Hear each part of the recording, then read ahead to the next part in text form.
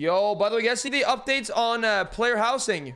Player housing coming in WoW Midnight. Some more details on it. I've actually not looked into this at all. So yes, building in Azeroth, a first look at housing. The construction of the new housing system in Azeroth, I can't read, is underway, and we're taking you behind the scenes to give you an early look at what the housing development team has been working on. Watch your step and don't mind the dust. Hard hats are not required. Welcome home, adventurers. We're excited to kick off our first look at the housing in World of Warcraft and share some of our philosophies and plans for this new feature with you. First, we're focusing on our high-level design pillars for housing, as well as talking about a few key areas of housing as we lay the foundation for future discussions. We have lots to cover, so let's jump in. Some concept art. So what I'm curious about with the player housing is, like, where is it going to be? Is it going to be, like, instanced? Can you pick any zone? I wonder if this will touch on that. Yo, McIntyre. Yeah, so the player housing is coming in WoW Midnight. The next expansion, which is going to be out. Who knows, actually, when it's going to be out. Maybe, like, in a year? I actually don't know. I have no idea when. Fortifying housing with pillars. When developing such a large new feature, it's useful to start by first defining its pillars. To help the development team get on the same page before we start building, as well as providing a guiding light when making decisions and identifying priorities. It's important to note that while these pillars are broad in scope by their nature, they aren't all encompassing. Just because something isn't mentioned in a pillar doesn't mean it's not important or isn't a part of the feature. I mean, like, this is exciting, I think. This is pretty damn exciting. Okay, boundless self-expression. Our highest priority is to allow players to build a house that shows off their personal taste or their warbands. Acts as a desired backdrop for role-playing, or just allows players to create something in a flight of fancy.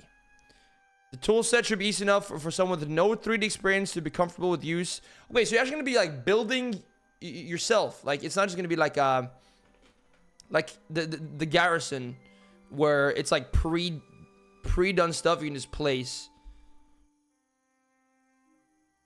The tool set should be easy enough for someone. Okay, but it should also be powerful enough that players can surprise us with their creations or drill down to get the tiniest details just right.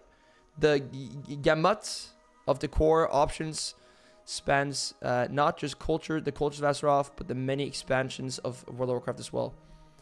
Okay, that's actually pretty exciting if it's going to be kind of like a base building almost thing to some degree. Yeah, like, because it's hard to tell, like, how it's going to be exactly, but if you can kind of build a house exactly how you want it in terms of the layout and everything, or it's going to be kind of pre-done layout, so you can just kind of customize a bit. Like Sims? I never played Sims, but yeah, we're getting Garrisons back. No, this is player housing, not quite like Garrisons. Just like your own house and probably a garden, I guess. Deeply social. Okay, because the one big issue with player housing could be that people just sit in their house and no one's out in the World of Warcraft. They're just all inside chilling hard, which could be a problem. So here, let's see here. Deeply social. WoW is more fun with other players, and housing should be no different. While players can enjoy housing purely on their own, it's systems that are designed at a fundamental level to encourage interacting, playing, and progressing with friends, neighbors, guilds, and the wider community in a meaningful way. Neighbors. Yo, it's going to be like neighborhoods of WoW houses. I wonder how it's going to be in terms of zoning and everything. Like layering or, whatever system they're going to use. Long-lasting journey. Housing is being built as an evergreen addition to the game. Okay, this is massive because I feel like so many times the last expansion, they add like a new thing, but it's just kind of forgotten about as soon as the X-Pack ends. And there's so many examples of this. There's been so many systems, like pretty much, I mean, BFA, Shadowlands, Corruptions, Covenants, like all these things. So yeah, evergreen feature addition to game with its own roadmap, reaching across multiple patches and into the future expansions.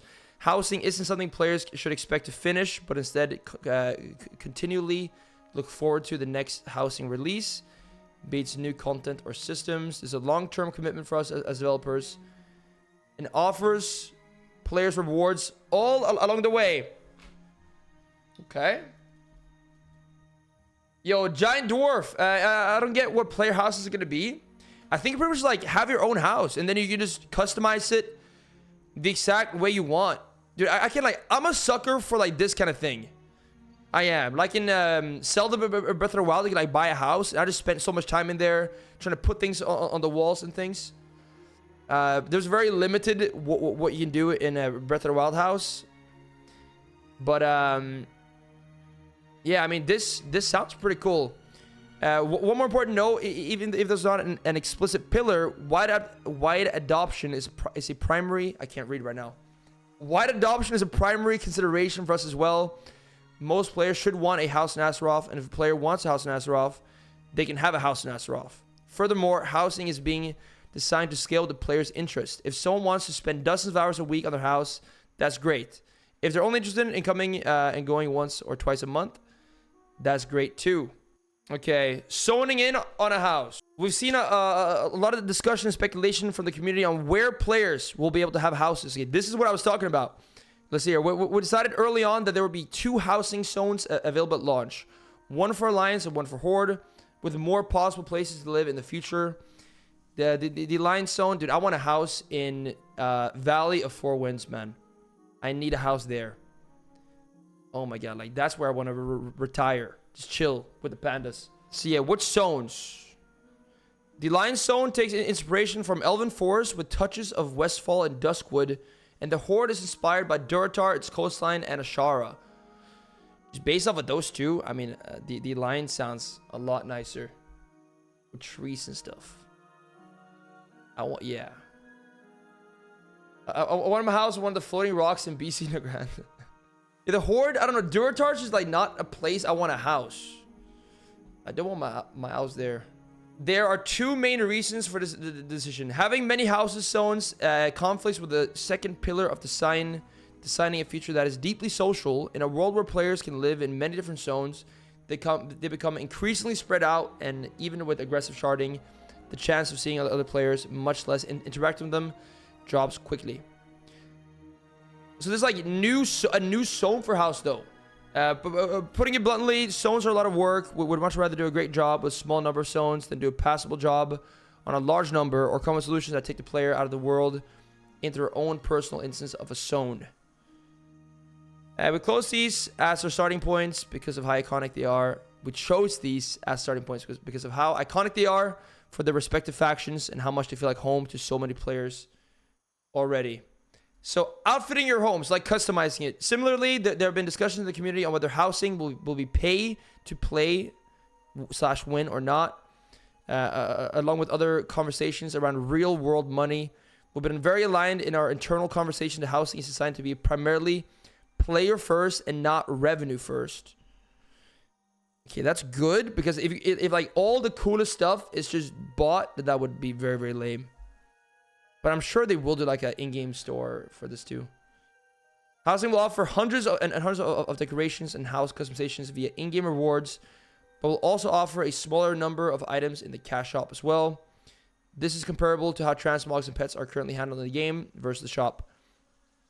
The issue here is if like all the very unique and like cool stuff is in the store, that would be really bad. Yeah, Durotar is not like a home feeling place, but I mean, I was always an ally player, so that might be why. We want to allow players to have as many options possible for creating the perfect home in Azeroth.